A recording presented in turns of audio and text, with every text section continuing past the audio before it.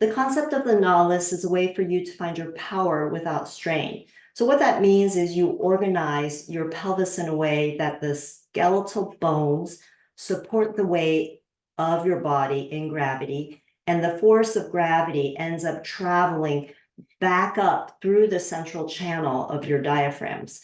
So when you're doing it well, you will feel what I call the Nautilus circuit. And I explain that more in the book, but just to get into the specifics of the little Nautilus and big Nautilus, the little Nautilus is right here at the pubic bone.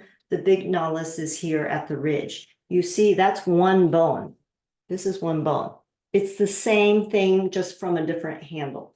So here's the little Nautilus movement. It will go like this, and you see the big Nautilus movement is the same movement. We're just going from a different place. Let me give you another visual here. If you're on your back and you're feeling your little Nautilus, you're moving it like this.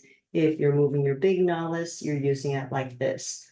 In the book, I show you a way to access it pretty easily for most people. If you're sitting down, if you can use your big Nautilus or little Nautilus, and then lean forward at the same time. That automatically differentiates these two bones from your sacrum here in the middle.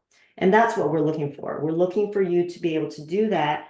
A lot of times in standing, this might be tucked in. So if you do this and bring the tailbone along with it, you're not helping yourself. However, if you think of spinning on yourself and keep this tailbone reaching down and back like a dinosaur tail, you will feel how much access you have into your shin ankles. Now, if you tend to stand like this and you're hyperlordotic, moving this back is not going to help you. But what you should maybe work with is the big Nautilus. That will help you a lot. So this concept, when done correctly, will really relieve a lot of pain, not all pain, I can't guarantee that, but it will relieve a lot of stress in the low back for most people.